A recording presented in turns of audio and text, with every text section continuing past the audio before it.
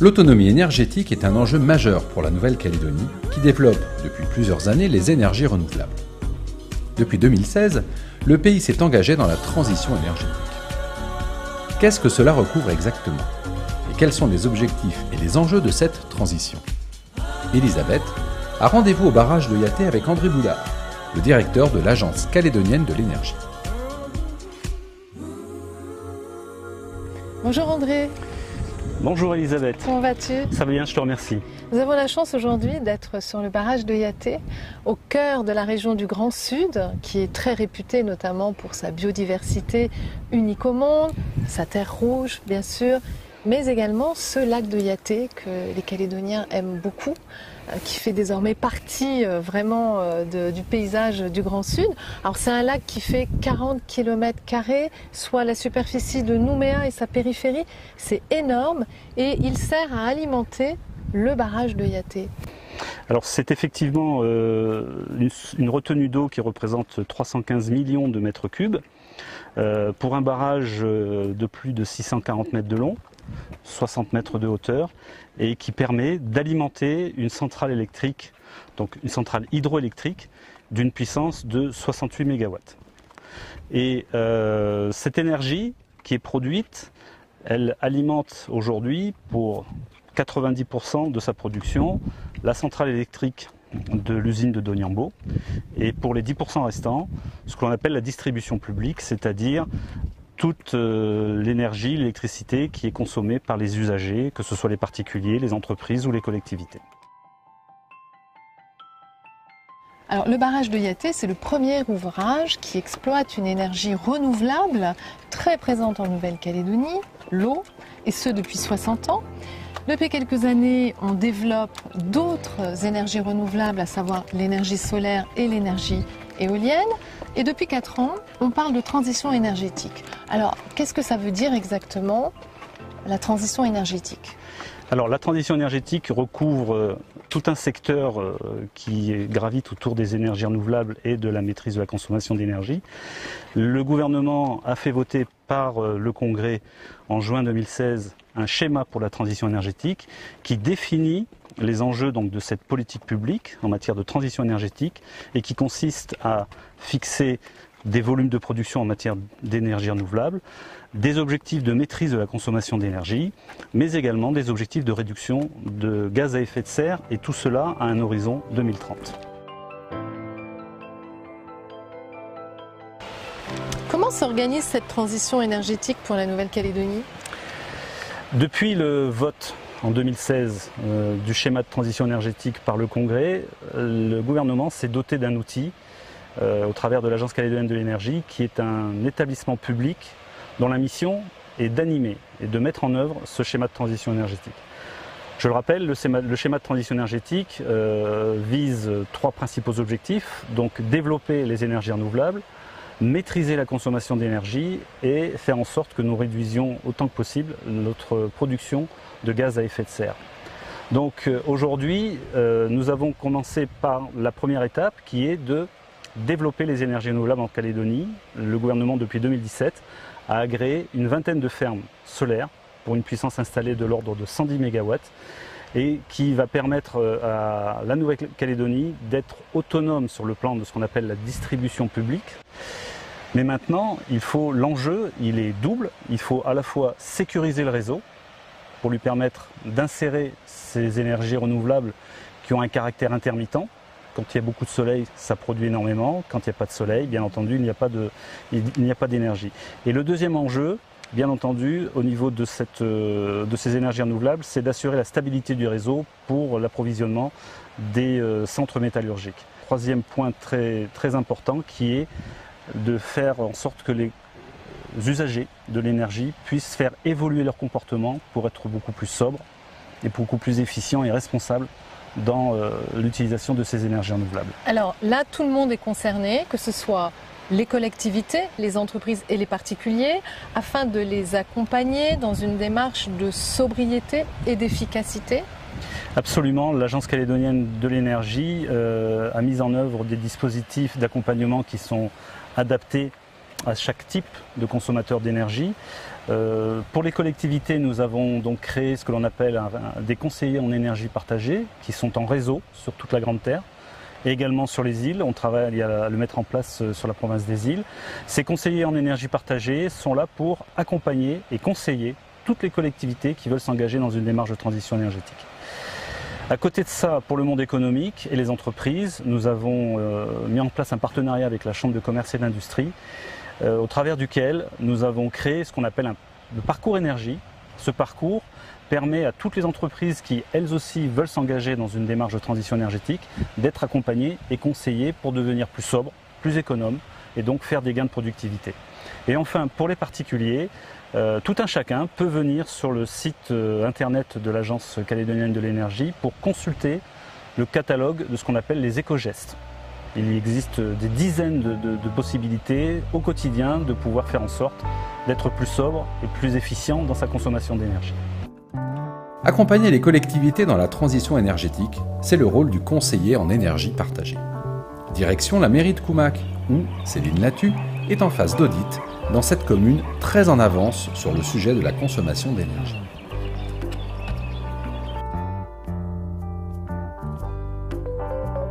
Bonjour Céline. Bonjour Elisabeth, bienvenue à Koumak. Merci beaucoup. Alors toi Céline, tu es conseillère en énergie partagée. En quoi ça consiste ? Alors le conseil en énergie, en fait, c'est un accompagnement sur plusieurs communes. Donc c'est pour ça qu'il est partagé et c'est pour les petites communes et qui n'ont pas forcément l'intérêt ou le besoin d'avoir un temps plein, en fait, une personne dédiée à l'énergie.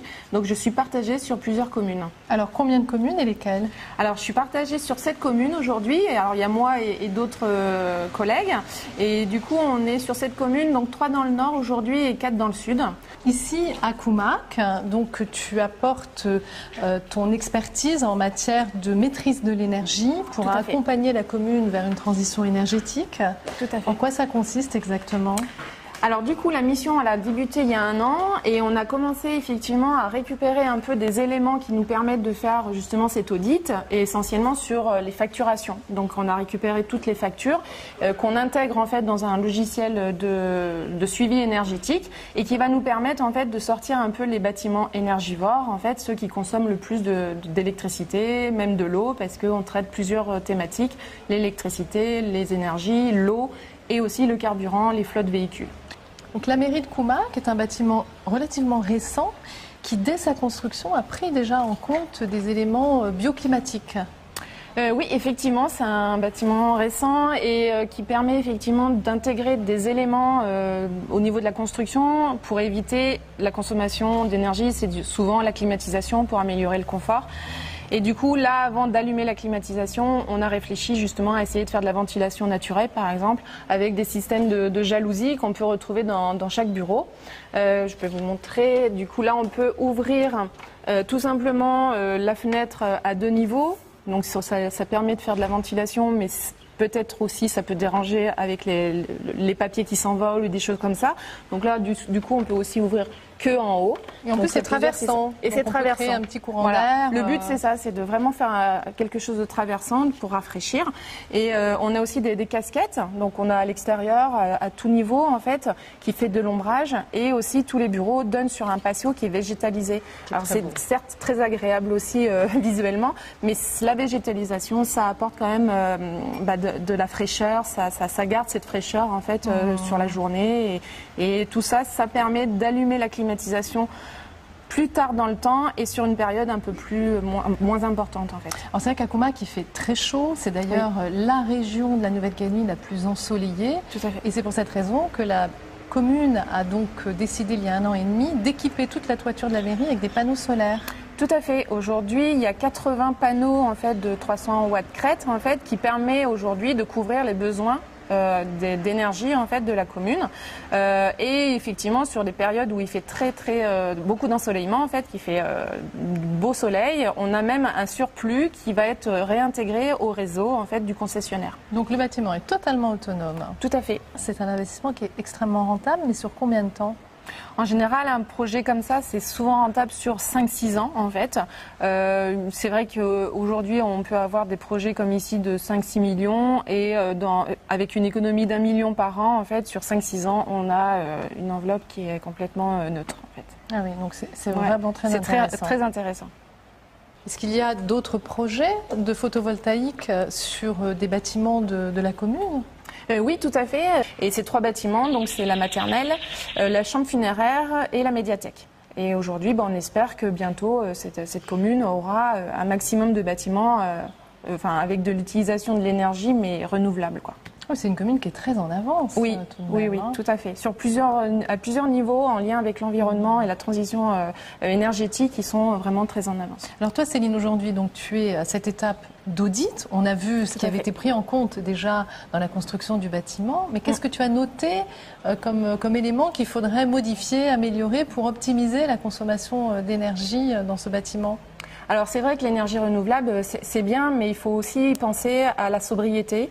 Et des fois, c'est des petits gestes, en fait, de fermer une porte. Quand on climatise son bureau, il faut penser à fermer son bureau, parce que du coup, la climatisation, c'est pour l'extérieur, donc c'est pas le but. Il y a aussi l'éclairage, éteindre son bureau quand on quitte. Et il y a des petites choses aussi que moi, avec mon regard d'énergéticienne, je vais pouvoir effectivement apporter des conseils de placement du photocopieur dans une pièce qui est climatisée, mais la porte reste souvent ouverte parce que très utilisée par le photocopieur. Donc tous ces petits gestes de sobriété, on essaye de travailler avec les usagers. Et puis après aussi, il peut y avoir des appareils aussi très consommateurs. Donc là, on appelle ça de l'efficacité énergétique. Des appareils qui sont un petit peu vieillissants ou des choses comme ça. Et là, en fait, il est conseillé pour la commune de les changer, de les renouveler. Et on essaye de mettre tout ça un petit peu en application et de faire un plan d'action dans le temps. Oui, donc les maîtres mots, c'est vraiment sobriété, efficacité. Voilà, et après énergie renouvelable. Tu t'occupes également de la gestion du parc automobile de la mairie, notamment pour optimiser son utilisation, mais également pour développer une mobilité plus propre. Effectivement, comme l'électricité, les énergies ou l'eau, on part des factures énergétiques du carburant et puis là on essaie effectivement de travailler sur les véhicules, comment ils sont utilisés en fait, et pour essayer de faire un plan de déplacement avec la commune, essayer d'optimiser chaque véhicule en fait, tous les déplacements, et puis éventuellement sur les petits trajets, essayer de trouver d'autres solutions plus propre et comme par exemple l'investissement qu'a fait la commune de Comac sur 2 vélos électriques en fait pour les petits trajets et du coup aujourd'hui ils sont à disposition et ils sont éventuellement rechargés par de l'énergie renouvelable qui est le photovoltaïque à la mairie. Est-ce qu'on peut aller les voir ? Eh ben alors c'est parti. Allez, je te suis. Voilà Elisabeth, les 2 vélos de Comac, de la commune. Donc, ce sont 2 vélos électriques qu'on trouve à la capitainerie et qui sont destinés à qui ? Alors ce sont 2 vélos en fait destinés aux plaisanciers quand ils arrivent par leur bateau et qui veulent se rendre par exemple en centre-ville. Donc ils peuvent utiliser ces vélos. D'accord, très bien. Bon, mais voilà. Ça fait envie de les essayer en tout cas. Eh ben on est parti alors. On rentre à la mairie. On rentre à la mairie avec. Allez, c'est parti.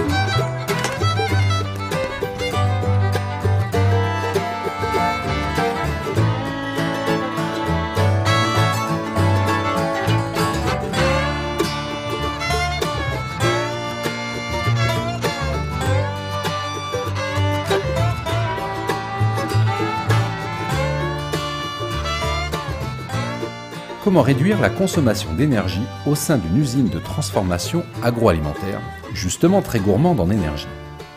Rendez-vous à Dumbéa, dans les locaux de la société Cifray, où son gérant, Gilles Lecoindre, nous fait visiter ses installations.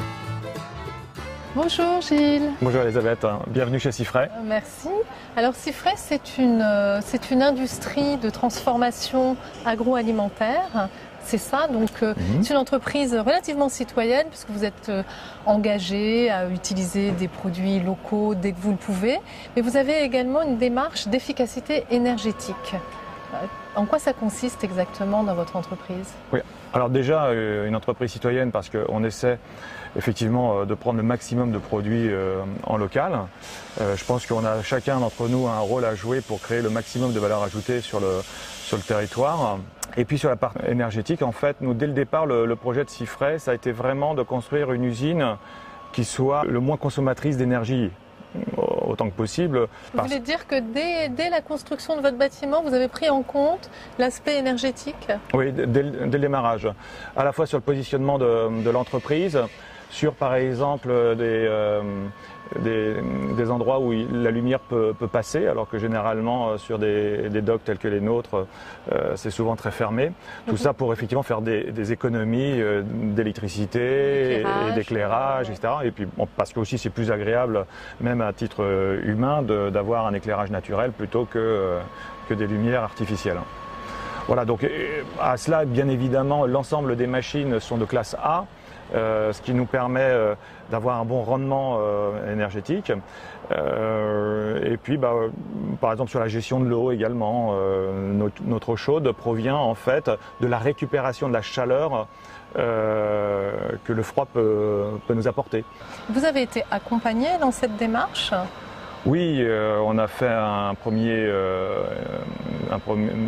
diagnostic en fait dès le démarrage. On a été d'ailleurs aidé que ce soit par l'ADEME, on a eu un crédit graines qui nous ont permis en fait effectivement aussi d'avancer un petit peu dans ce domaine-là. On peut visiter cette usine? Bien évidemment. Je vous en prie.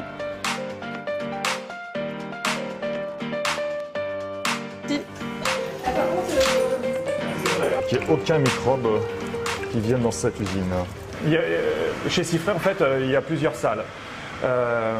Et donc chaque salle a une température différente en fonction des besoins. Donc si on fait du snacking, on va être à 10 degrés, voire même un petit peu en dessous. Si on est dans la cuisine, on va être sur une température plutôt ambiante. Si on est dans la salle des pâtes, on va être sur une température qui va être de l'ordre de à peu près de 20 degrés. En fait, tout dépend de ce que vous faites comme produit et comme production. Là, nous allons arriver donc dans la salle des pâtes fraîches. Voilà. En fait, pour prendre en compte l'efficacité énergétique de toute votre chaîne de production, parce que vous avez un nombre important de machines, comment vous maîtrisez l'énergie? Alors, en fait, cette maîtrise de l'énergie, il faut la réfléchir dès le démarrage de la société. Donc là, par exemple, on est sur des panneaux isothermiques de 120. Alors qu'en fait, on aurait très bien pu se contenter de panneaux isothermiques de 60 cm. Et donc le fait d'avoir par exemple une épaisseur plus importante vous permet d'éviter de perdre de l'énergie. Ça, c'est le premier point. La deuxième chose, c'est le matériel. Vous voyez par exemple ce type de matériel. Qu'est-ce que c'est? C'est une grosse clim, on va dire. Bien évidemment, on prend uniquement du matériel de qualité. Est-ce que ça veut dire que c'est un investissement plus important au départ? Ce sont des machines qui coûtent plus cher parce qu'elles ont une meilleure efficacité énergétique? Oui, incontestablement, le prix est plus élevé. Mais aujourd'hui, on s'aperçoit que l'électricité et l'énergie est tellement chère qu'à moyen et long terme, l'industriel s'y retrouve. Et puis il ne faut pas oublier aussi tout simplement, je pense qu'on a tous un rôle à jouer, qu'on soit particulier, entrepreneur dans l'économie d'énergie, pour qu'effectivement on n'abuse pas des ressources de la planète. Et je pense que de toute façon c'est un bon investissement de prendre du matériel qui consomme peu. Parce que si on veut laisser à nos enfants en tout cas une planète à la fois propre et que l'on puisse réduire notre empreinte carbone, eh bien c'est un investissement nécessaire.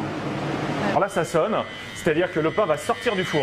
Vite. Là, il fait beaucoup plus chaud. Là, il fait nettement plus chaud, il fait à peu près une quarantaine de degrés. Et effectivement, c'est très consommateur d'énergie, hein, les fours. Alors, c'est à proximité de pièces climatisées. Donc, l'isolation que vous avez choisie permet justement qu'il n'y ait pas de déperdition d'énergie d'un côté de la clim, d'un côté de l'isolation entre cette pièce qui est extrêmement chaude et de l'autre côté qui est climatisée à peu près 22-23 degrés, c'est extrêmement important. Donc, ici, c'est le double, c'est presque 40 degrés. C'est pratiquement le double. Hein. C'est une pièce qu'on a mis un petit peu à l'écart, qu'on mutualise entre la pâtisserie et la boulangerie, de façon à éviter que ça réchauffe l'ensemble des autres pièces. En fait, non seulement le matériel est un élément fondamental, mais il y a également, pour éviter les pics de consommation d'électricité, il est important de faire un diagnostic. Et pour ça, vous avez soit chez EEC, soit Enercal, des conseillers qui peuvent venir et avec lesquels vous allez pouvoir regarder exactement quelles sont les heures et les jours où vous avez ces fameux pics et essayer ensuite de rebasculer certaines productions à des moments où effectivement il y a moins besoin afin d'avoir un besoin d'électricité plus linéaire. Et donc nous, ça nous a permis en fait de faire jusqu'à plus de 15% d'économie d'énergie, ce qui est évidemment extrêmement important sur une structure telle que la nôtre. Quelles sont les contraintes d'une dépendance énergétique ? Quelles énergies renouvelables vont à terme pouvoir rendre la Nouvelle-Calédonie totalement autonome et à quelle hauteur ? Direction la Maison de la Biodiversité où Hubert Géraud du WWF nous explique la philosophie négawatt et nous parle des pistes pour l'avenir. Hubert, aujourd'hui nous allons parler énergie. Alors actuellement la Nouvelle-Calédonie est fortement dépendante des énergies fossiles. Quelles en sont réellement les contraintes ? La première contrainte, c'est qu'en Nouvelle-Calédonie, on ne produit pas d'énergie fossile. On n'a pas de mine de charbon ou de puits de pétrole. Donc cette énergie, la première contrainte, c'est de la faire venir. Donc elle vient de l'extérieur, avec parfois tu peux avoir des problèmes d'approvisionnement. La deuxième contrainte, c'est son prix. Tu vois, en ce moment, par exemple, le pétrole est très bas. Demain, tu peux te réveiller, il sera très haut pour une question de guerre dans le monde ou autre. Donc, on ne contrôle pas du tout son prix, qui peut être très fluctuant également. Donc c'est une double dépendance. C'est une double dépendance, exactement. Et pourtant, la Nouvelle-Calédonie a tout ce qu'il faut pour développer les énergies renouvelables. On peut le voir avec la météo extraordinaire qu'on a aujourd'hui. On est très gâtés de ce côté-là et je te propose d'ailleurs d'aller voir ça sur une maquette du CIE. Très bien. Donc voilà cette maquette du CIE qui te présente les énergies renouvelables sur le territoire. Donc on a la chance en Nouvelle-Calédonie d'avoir plus de 3000 heures d'ensoleillement par an. Donc on a un potentiel pour le photovoltaïque qui est énorme, principalement sur la côte ouest et aux îles. Mais on a également l'éolien avec des alizés réguliers. Alors que tu as par exemple des parties du monde où tu as des vents irréguliers ou peu de vent. Donc là, on est assez gâté de ce côté-là. Vent irrégulier. Et on a également des reliefs. Donc on n'est pas dans la plaine de la Beauce. On a des reliefs et des possibilités dans certains endroits et à certaines conditions de faire de l'hydroélectricité. C'est l'objectif du schéma pour la transition énergétique pour la Nouvelle-Calédonie, c'est justement de rendre le secteur de la distribution publique autonome et alimenté que par des énergies renouvelables. Je te propose de regarder cela en détail. L'objectif fixé par le schéma de la transition énergétique pour la Nouvelle-Calédonie est d'avoir, d'ici 2030, une production d'énergie d'origine renouvelable équivalente aux besoins de la distribution publique. Celle-ci comprend les ménages, les entreprises, les petites industries et l'éclairage public hors secteur métallurgique. Compte tenu des autorisations d'exploiter délivrées sur les 4 dernières années, cet objectif sera atteint dès 2025, soit avec 5 ans d'avance. La production renouvelable atteindra alors 928 gigawatts et la répartition sera la suivante. L'énergie solaire à hauteur de 44%, l'énergie hydraulique 37%, l'énergie éolienne 18% et la biomasse 1%. Le grand défi sera toutefois dans les années à venir d'arriver à alimenter le secteur métallurgique avec 100% d'énergie renouvelable. Comme on vient de le voir sur cette animation, le grand défi pour l'avenir, c'est d'arriver à alimenter le secteur métallurgique uniquement avec des énergies renouvelables. Mais est-ce que cela est possible? Ben oui, c'est possible, et puis c'est même un devoir. Aujourd'hui, le secteur mini-métallurgie plombe la note carbone de la Nouvelle-Calédonie et fait de nous un des territoires de la planète les plus contributeurs, par tête d'habitant bien sûr, en gaz à effet de serre. Et c'est de plus en plus possible technologiquement, ça demande plusieurs choses. Ça demande de rénover le réseau de distribution pour lui permettre d'absorber toutes ces énergies renouvelables. Ça demande également de stocker l'énergie, parce que pour pallier à l'intermittence des énergies, le soleil ne brille pas 24 heures sur 24, les vents ne soufflent pas 24 heures sur 24, un petit peu en ce moment d'ailleurs. Et puis il y a un troisième chantier possible qui est du côté des métallurgistes, qui est celle de pouvoir baisser la charge de leur four pour s'adapter aux contraintes du réseau, que ce ne soit pas toujours le réseau de distribution qui s'adapte aux contraintes du métallurgiste. Il y a les deux à faire. Puis Elisabeth, il y a un deuxième chantier. Il y a celui des énergies renouvelables dont on vient de parler, mais il y a aussi celui de la maîtrise de l'énergie. La philosophie Négawatt, c'est sobriété, efficacité, énergie renouvelable. Et la maîtrise de l'énergie, c'est lié à la sobriété et à l'efficacité. Ce n'est pas parce que tu produis de l'énergie verte, de l'énergie renouvelable, que tu dois la gaspiller. Et puis d'un point de vue économique, plus tu es efficace dans l'utilisation de ton énergie, et moins ton coût de production est élevé. Donc c'est aussi de la compétitivité d'un point de vue économique. Y a-t-il un autre secteur que la métallurgie pour lequel la maîtrise de l'énergie est très attendue? Je peux citer par exemple, oui, le bâtiment. En Nouvelle-Calédonie, on entend parler depuis maintenant 11 ans d'un projet de réglementation énergétique des bâtiments. Le premier projet a été déposé sur la table des décideurs en 2009 et ça n'aboutit toujours pas. Or, il est important de faire des bâtiments qui soient le moins énergivores possible. En métropole, on a un enjeu qui est de garder la chaleur. Nous, dans les bâtiments, nous, on a en Calédonie l'enjeu de garder la fraîcheur. Et pour ça, il faut de la réglementation. Ce dont on entend parler, c'est une norme de performance énergétique aujourd'hui. Et les normes de performance énergétique, ce sera basé sur du volontariat pour s'engager dedans. Et vu l'enjeu, je pense qu'il est vraiment important que ce soit cadré réglementairement pour que ça s'impose à l'ensemble du secteur du bâtiment et que ce ne soit pas seulement certains acteurs qui se lancent dans cette contribution attendue. Qu'est-ce que nous pouvons faire chacun à notre niveau, à l'échelle individuelle, pour participer à cette maîtrise de l'énergie, Hubert? On peut faire des choses, plein de choses, et tous les jours, dans ton quotidien, à la maison, au bureau, dans tes déplacements.